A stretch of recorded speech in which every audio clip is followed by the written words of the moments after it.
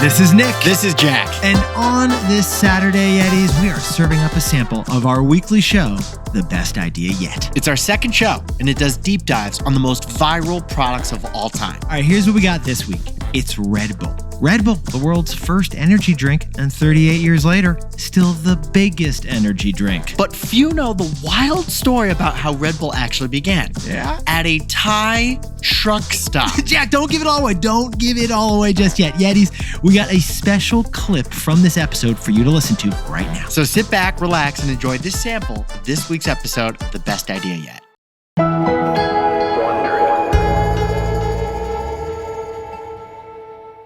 First thing first, Jack, what are we going to do? Brand new business. What is priority number one? Make it pronounceable. Change the name. Dietrich, he knows English is the language spoken all over the world. Plus, at this time, anything American sounding carries a subliminal message of business potential across the whole world. It's like tossing the word AI into a startup today. You use an English name 30 years ago, boom, you are getting funding, man. So it's goodbye, Krating Dayang, hello, Red Bull.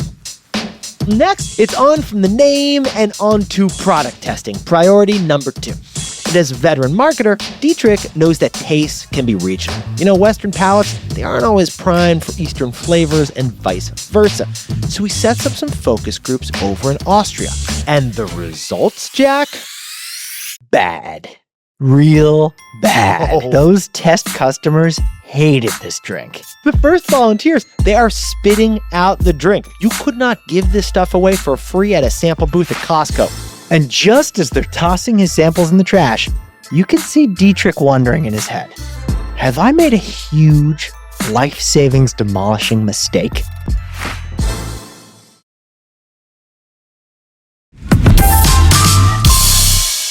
Jack, it's the mid-1980s, and Dietrich Mateschitz, Austrian marketing executive and head of Red Bull, is trying to solve a big problem. You see, the energy drink is huge in Thailand, but it's flopping with the Western test audiences. Oh, and Dietrich, he's got $500,000 sunk into this thing.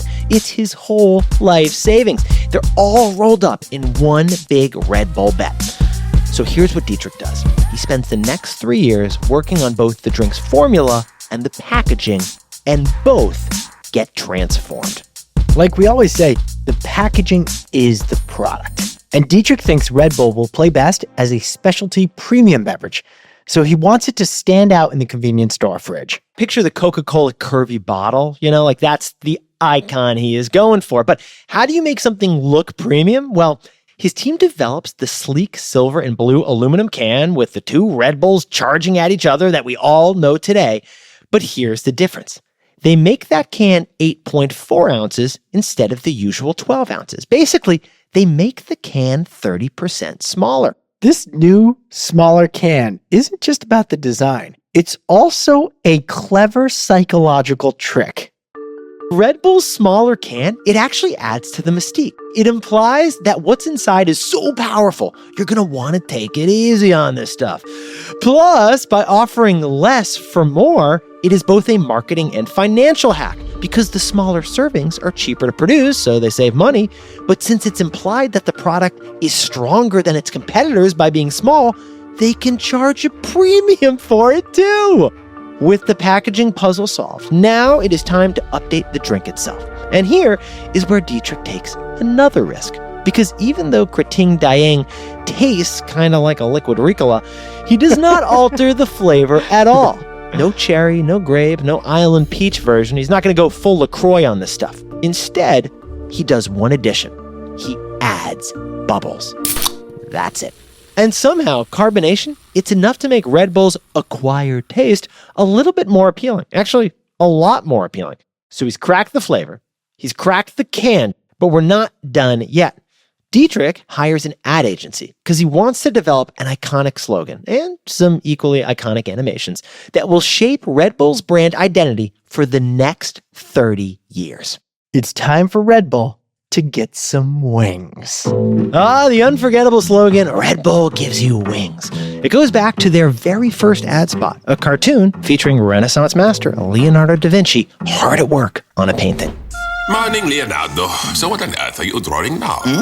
Glad you asked. This is the plan for my latest invention, a flying machine. Now, at this point, we see Leo is painting a familiar-looking can on his canvas, and... What? That's a flying machine? Well, how's it going to work? It hasn't got any wings. No, you don't understand. This is a tin can. The flying machine is a drink inside, and it's called Red Bull. A flying bull you can drink? Trust me, Leonardo, this idea will never get off the ground. But Red Bull is stimulation for body and mind. Look, Red Bull gives you weight.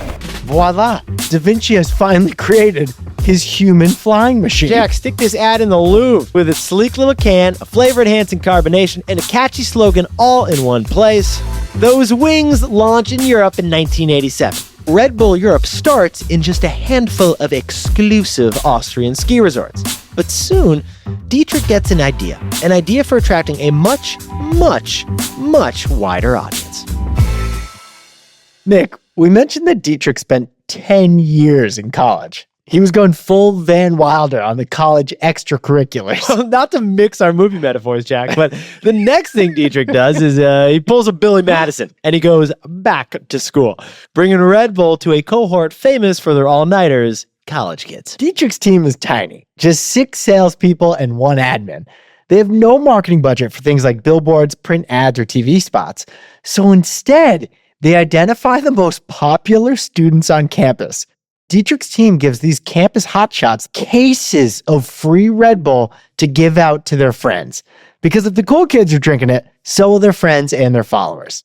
But we should point out, Jack, shilling for an unknown soft drink company is not exactly the popular girl vibe. So Red Bull, they need a way for all these Regina Georges to buy into this entire concept. So Red Bull actually throws these kids parties. Imagine yourself on a campus in the 1980s, University of Salzburg. You're still figuring out your class schedule. You're not sure if those AP credits are going to transfer or not. And then suddenly, the most popular senior girl you know, Jennifer Meyer, Quality Austrian name, Jack. she actually invites you to her Red Bull party tonight. Duran Duran's cranking on the radio. The Red Bull is flowing freely. You look fantastic. And you even got to talk to Jennifer for a sec. Well, this high-flying feeling, it's something you're going to be associating with Red Bull from here on out. It is a peak moment, and peak moments, they stick with you. For Dietrich and his marketing team, it is mission accomplished at the Red Bull parties. Next, they aim the free product fountain at local bars and local clubs. And here, Dietrich pulls off a growth trick shot that cost them nothing, that deserves to be in a Hall of Fame somewhere. Well, there you go, besties. That's the free sample of our wild episode on Red Bull. The rest of the episode's free too. You is. just gotta subscribe to The Best Idea Yet wherever you get your pods to listen to the full Red Bull episode. So search for The Best Idea Yet, or we left a link in today's episode description. You can just tap on it and it'll take you right to the show. New episodes drop every Tuesday. They're 45 minutes each. They're on the products that we are most obsessed with. The most viral products of all time. We have so many good ones in there. Check them out. And Jack and I will see you Monday.